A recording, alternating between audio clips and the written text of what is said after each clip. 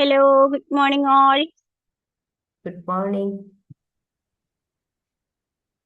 ഇന്ന് നമുക്ക് ക്ലാസ് എടുക്കാൻ എത്തിയിട്ടുള്ളത് അക്യുപഞ്ചറിസ്റ്റും സൈക്കോളജിക്കൽ കൗൺസിലറുമായ ഡോക്ടർ സാജിദ മാം ആണ്.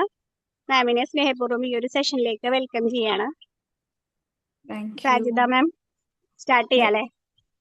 സ്റ്റാർട്ട് ചെയ്യാം. Good morning all. കേൾക്കുന്നുണ്ടോ? യെസ്, കേൾക്കാം. Good morning. Good morning, good morning. എല്ലാവർക്കും സുഖം തന്നെയെന്ന് വിശ്വസിക്കുന്നു, അതിനായി പ്രാർത്ഥിക്കുന്നു. ഇന്ന് ഒരു ക്ലാസ് എന്നൊന്നും പറയാൻ പറ്റില്ല കേട്ടോ, ജസ്റ്റ് ഒരു ഓർമ്മപ്പെടുത്തൽ മാത്രമാണ്. കാരണം എല്ലാവർക്കും അറിയുന്ന ഒരു കാര്യം തന്നെയാണ്. അപ്പോൾ ജസ്റ്റ് നമുക്ക് കുഞ്ഞു കുഞ്ഞു കഥകളിലൂടെയൊക്കെ നമുക്ക് വീണ്ടും അതൊന്ന് ഓർമ്മപ്പെടുത്താമെന്ന് കരുതി. ഓക്കെ. ഷോ മേഴ്സി, കരുണ കാണിക്കുക എന്നുള്ളൊരു കാര്യമാണ്. കാരുണ്യം എന്ന് പറയുന്നത് മനുഷ്യന്റെ ഏറ്റവും നല്ല ഭാവമാണ്. എന്നാൽ ഈ സാഹചര്യങ്ങൾ മനസ്സിലാക്കാതെ അസ്ഥാനത്ത് കാണിക്കുന്ന കാരുണ്യം നല്ലതിനേക്കാൾ കൂടുതൽ ചീത്ത ഫലങ്ങൾ ഉണ്ടാകും.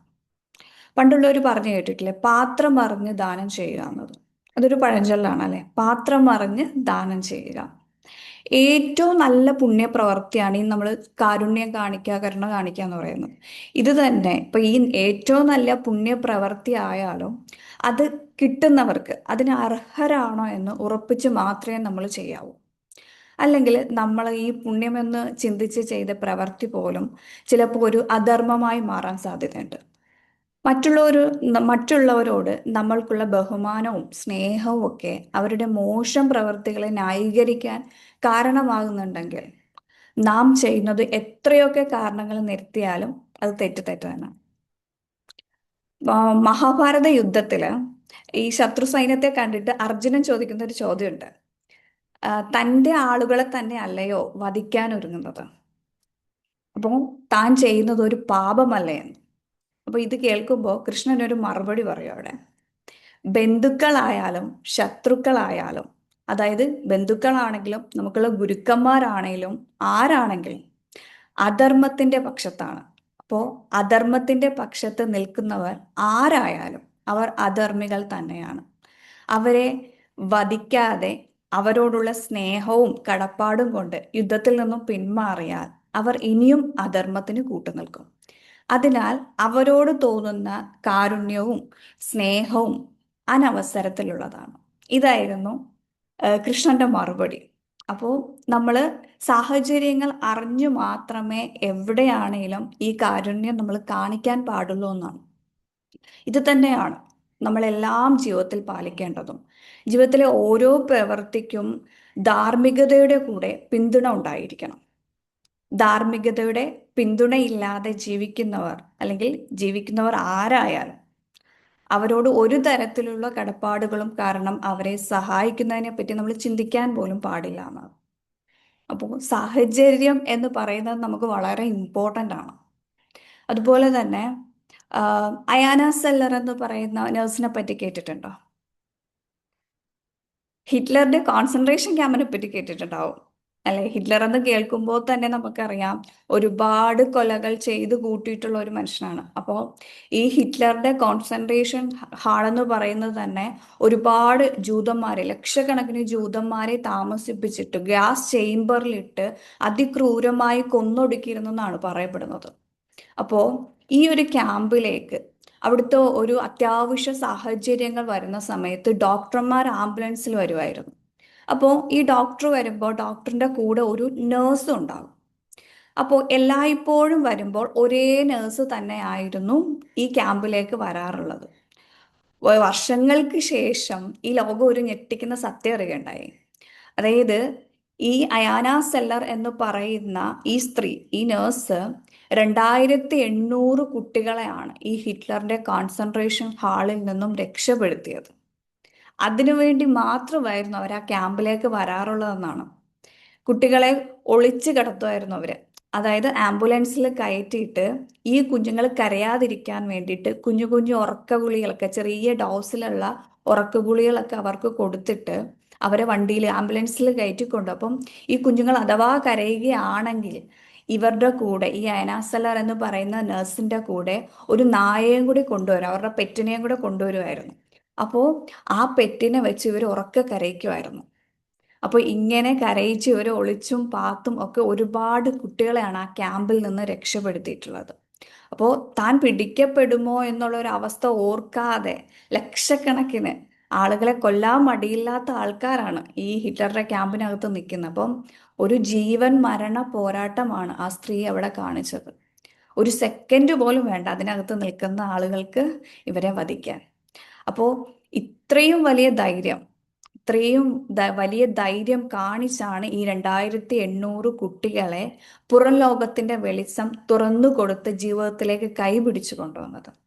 ഇപ്പോൾ വർഷങ്ങൾക്ക് ശേഷം ഈ ഒരു സത്യം പുറംലോകം അറിയുന്ന സമയത്ത് ഒരുപാട് ആളുകൾ ഈ നേഴ്സിനെ ഇന്റർവ്യൂ ചെയ്യാൻ വന്നിരുന്നു. അപ്പോൾ അതിലൊരു ഇന്റർവ്യൂവർ ചോദിക്കുകയുണ്ടായി, താങ്കൾക്ക് ഇത്രയും ധൈര്യം എവിടുന്ന് കിട്ടിയെന്ന്. അത് സ്വാഭാവികമാണല്ലോ, നമ്മളിപ്പോൾ ഏതെങ്കിലും ഒരു പ്രവൃത്തി ചെയ്താൽ നമ്മളോടും ചോദിക്കും, ഇത്ര ധൈര്യം വന്നോ എന്നൊക്കെ നമ്മളോട് ചോദിക്കില്ല. അപ്പോൾ അതുപോലെ ഒരു ഇന്റർവ്യൂവർ ആ സ്ത്രീയോട് ഇങ്ങനെ ചോദിക്കുകയുണ്ടായി. അപ്പോൾ അവർ പറഞ്ഞൊരു മറുപടി ഉണ്ട്. അവരുടെ അച്ഛൻ ഒരു ഡോക്ടറായിരുന്നു അത്രേ. അപ്പോൾ അവർ താമസിച്ചിരുന്ന ആ സ്ഥലത്ത്, ആ നാട്ടിൽ ഒരു വൈറസ് പടർന്നു പിടിക്കുകയുണ്ടായി. നമ്മൾ ഇപ്പോൾ കൊറോണ ഒക്കെ നമ്മൾ കഴിഞ്ഞ് നമുക്ക് എല്ലാവർക്കും അറിയാം ഒരു പകർച്ചവ്യാധി എങ്ങനെ ആയിരിക്കും എന്നുള്ളൊരു സിറ്റുവേഷൻ. അപ്പോൾ ഈ വൈറസ് എന്ന് പറയുന്ന ഒരുതരം പനിയായിരുന്നു. അപ്പോൾ ഈ പകർച്ചവ്യാധി ആയതുകൊണ്ട് തന്നെ അവിടെയുള്ള ഡോക്ടേഴ്സും നേഴ്സും ഒക്കെ ആ സ്ഥലം വിട്ടു പോവുകയാണ് ഉണ്ടായത്. പക്ഷേ ആ മനുഷ്യന് നല്ല മനസ്സാണ്. അപ്പോൾ ആ മനുഷ്യൻ അവിടെ തന്നെ നിന്ന് രോഗികളെ ഒക്കെ വീടുകളിൽ കയറി ഇറങ്ങി ചികിത്സിക്കുമായിരുന്നു. ചികിത്സിച്ച് ഭേദമാക്കി അവസാനം അദ്ദേഹത്തിനും ഈ രോഗം പിടിപെട്ടു എന്നതാണ്. അപ്പോൾ ഈ കിടപ്പിലാവുന്ന സമയത്ത്, അതായത് ഈ രോഗം ഉണ്ടായി അദ്ദേഹം കിടപ്പിലായ ആ ഒരു സമയത്ത്, ആ മരണത്തിന് തൊട്ടു മുമ്പുള്ള ആ സമയങ്ങളിൽ ഈ മകളെ അടുത്ത് വിളിച്ചിട്ട് പറയുകയുണ്ടായി, മോളെ, ഒരാള് മുങ്ങി മരിക്കുന്നത് കണ്ടാൽ നിനക്ക് നീന്തൽ അറിയില്ല എങ്കിൽ പോലും നീ ആ വെള്ളത്തിലേക്ക് എടുത്തു ചാടണം. അതിന്റെ കാരണം അദ്ദേഹം പറയുന്നുണ്ട്, നമുക്ക് ഈ ലോകത്ത് ബാക്കിയാക്കാൻ കഴിയുന്ന ഏറ്റവും വലിയ കാര്യം എന്ന് പറയുന്നത് കാരുണ്യം മാത്രമാണ്. കാരുണ്യമുള്ള പ്രവർത്തനത്തിൽ നിന്ന് ജീവിതം നഷ്ടപ്പെടുമോ എന്ന് പോലും നമ്മളെ തടയാൻ പാടില്ല എന്ന് വെച്ചാൽ ജീവിതം നമുക്ക് നഷ്ടമായി പോകും അവിടെ, അങ്ങനെ പോലും ചിന്തിക്കാതെ നമ്മൾ ആ സാഹചര്യത്തിൽ അവരെ നമ്മൾ കൈപിടിച്ച് കൊണ്ടുവരിക എന്നതാണ്. ഈ ഒരു പ്രചോദനമാണ് ഈ 2800 കുട്ടികളെ ഹിറ്റ്ലറുടെ കോൺസെൻട്രേഷൻ ക്യാമ്പിൽ നിന്നും രക്ഷപ്പെടുത്താൻ വേണ്ടി അയാന സെല്ലർ എന്ന് പറയുന്ന ആ നേഴ്സിന് ധൈര്യം കൊടുത്തത് അവരുടെ അച്ഛൻ്റെ ഒരൊറ്റ വാക്കായിരുന്നു. നമ്മൾ കാരുണ്യം കാണിക്കണം. അത് എവിടെയാണോ ആ കാരുണ്യം നമ്മൾ കാണിക്കേണ്ടത് അവിടെ നമ്മൾക്ക് കാരുണ്യം കാണിക്കാവുന്നതാണ്. ഇപ്പോൾ കാരുണ്യം എന്ന് പറയുമ്പോൾ ഇപ്പം ഞാൻ ഡെഫിഷ്യൻ്റായിട്ട് ഇങ്ങനെ പറയേണ്ട കാര്യമൊന്നുമല്ല, നമുക്ക് എല്ലാവർക്കും അറിയുന്ന ഒരു കാര്യം തന്നെയാണ്. അപ്പോൾ എപ്പോഴും നമ്മൾ എന്താ ശ്രദ്ധിക്കേണ്ടതെന്ന് വെച്ചാൽ, നമ്മൾ ചെയ്യുന്ന പ്രവൃത്തി അത് നല്ലതിന് വേണ്ടിയിട്ടാണ് ചെയ്യുന്നത്. അപ്പോൾ ആ നല്ല പ്രവൃത്തി നല്ലവരിലേക്ക് എത്തിക്കണം, അത് അർഹതപ്പെട്ടവരിലേക്ക് നമ്മൾ എത്തിക്കുക എന്നതാണ്. പിന്നെ എല്ലാത്തിൻ്റെയും മുകളിലുള്ളൊരു കാര്യമുണ്ട്, നമ്മളെ എല്ലായ്പ്പോഴും നമ്മളെ ചേർത്ത് പിടിക്കുന്ന, ഇപ്പോൾ കാരുണ്യം ചെയ്യും നമ്മൾ എല്ലാ മനുഷ്യ ജീവികളിലും ഉള്ള ഒരു ഭാവം തന്നെയാണ് ഈ കാരുണ്യം എന്ന് പറയുന്നത്. അപ്പോൾ നമ്മൾ എവിടെയാണോ വിശ്വസിക്കുന്നത്, അല്ലെ, നമ്മളെ എല്ലാവർക്കും മുകളിലുള്ള ഒരു കാരുണ്യമുണ്ട്. നമ്മളെല്ലായ്പ്പോഴും ചേർത്ത് പിടിക്കുന്ന, നമ്മുടെ എല്ലാ സുഖത്തിലും ദുഃഖത്തിലും ഒക്കെ നമ്മുടെ കൂടെ നമുക്ക് കൈത്താങ്ങാവുന്ന, നമ്മളിങ്ങനെ കയ്യിൽ കൊണ്ടു നടക്കുന്ന നമ്മുടെ ദൈവം അല്ലെങ്കിൽ പ്രപഞ്ചം, അല്ലെ, ഗോഡ് അല്ലെങ്കിൽ യൂണിവേഴ്സ്, അത് ഓരോരുത്തർക്കും ഓരോ രീതിയിലായിരിക്കും. ഇപ്പം നമ്മൾ മനസ്സിൽ കൊണ്ടു നടക്കുന്ന ആ ഒരു കാരുണ്യം ഇല്ലെങ്കിൽ നമ്മൾ ആരും ഇല്ല. ഈ യൂണിവേഴ്സിന്റെ അല്ലെങ്കിൽ നമ്മുടെ ദൈവത്തിന്റെ കാരുണ്യം ഇല്ലെങ്കിൽ നമ്മൾ ആരും ഇല്ല. അപ്പോൾ ദൈവം എന്താണ് പറഞ്ഞിരിക്കുന്നത്, അല്ലെങ്കിൽ യൂണിവേഴ്സ് എന്താണ് പറയുന്നത്? എൻ്റെ അടിമകളെ, നിങ്ങൾ എൻ്റെ കാരുണ്യത്തിൽ നിരാശരാകരുത്. നിങ്ങൾ എന്നിലേക്ക് മടങ്ങിയാൽ തീർച്ചയായും ഞാൻ നിങ്ങൾക്ക് പൊരുത്തപ്പെട്ടു തരും. നിങ്ങൾ എൻ്റെ അടിമകളാണ്, അല്ലെ.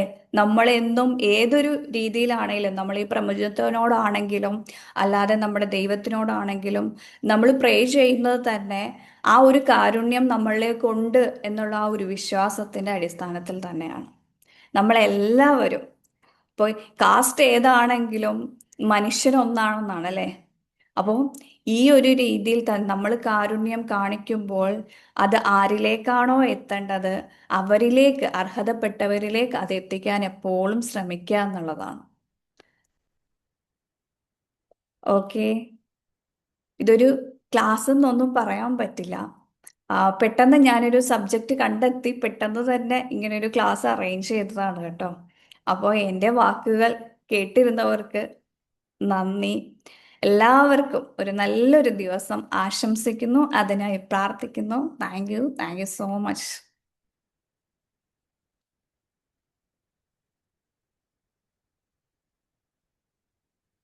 Good morning. Good morning ma'am.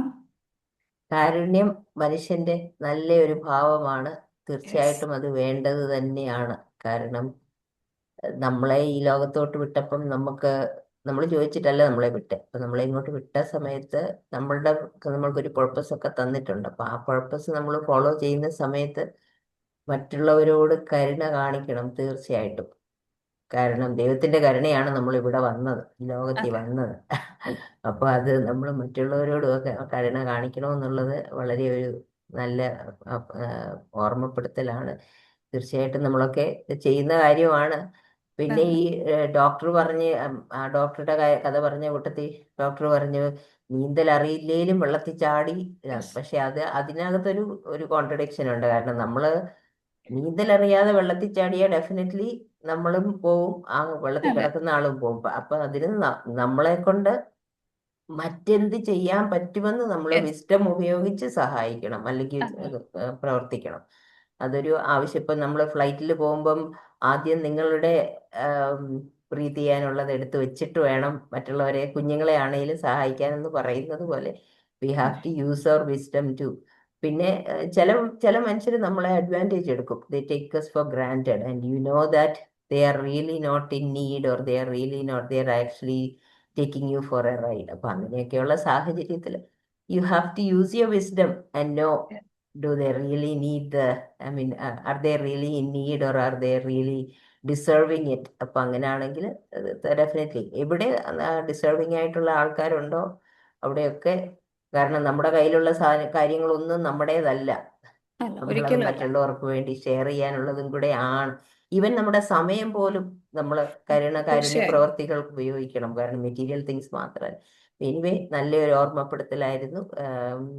പെട്ടെന്ന് ഈ പുട്ട് ടുഗെദർ ടോപ്പിക്കും കാര്യങ്ങളും ഒന്ന് പറഞ്ഞെങ്കിലും പ്രയോജനപ്പെടുന്ന ഒരു ടോപ്പിക്ക് തന്നെയാണ്. മനുഷ്യർക്ക് താങ്ക് യു ചിന്തിക്കാൻ മാം. പറ്റുന്നതും ഒക്കെയാണ്. അപ്പൊ അതുകൊണ്ട് very good. Thank you very thank much. You ma'am. God bless. Okay. Thank you ma'am. Thank you so much.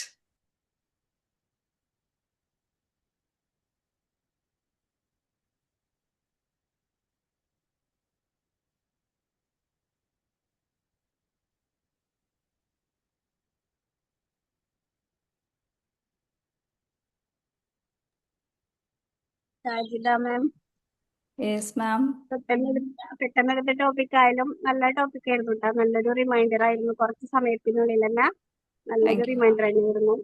പിന്നെ നല്ല പ്രസന്റേഷൻ ആയിരുന്നു കേട്ടോ. നല്ല രസമുണ്ടായിരുന്നു. പ്രസന്റേഷൻ ഒക്കെ താങ്ക് യു. അടിപൊളിയായിരുന്നു കേട്ടോ. താങ്ക് യു മാം. നമ്മൾ പറയാറില്ലേ ഷോർട്ട് ആൻഡ് സ്വീറ്റ് എന്നോ ഷോർട്ട് ആൻഡ് പവർഫുൾ എന്നൊക്കെ പറയുന്ന പോലെ thank you ma'am. Thank you so much. അങ്ങനത്തെ ഒരു മെസ്സേജ് ആയിരുന്നു.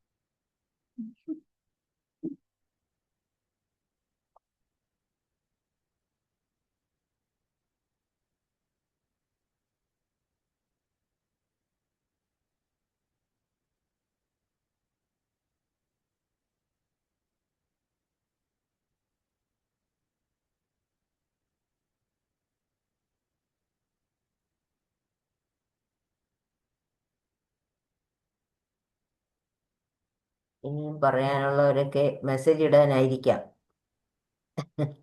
ഗ്രൂപ്പില്.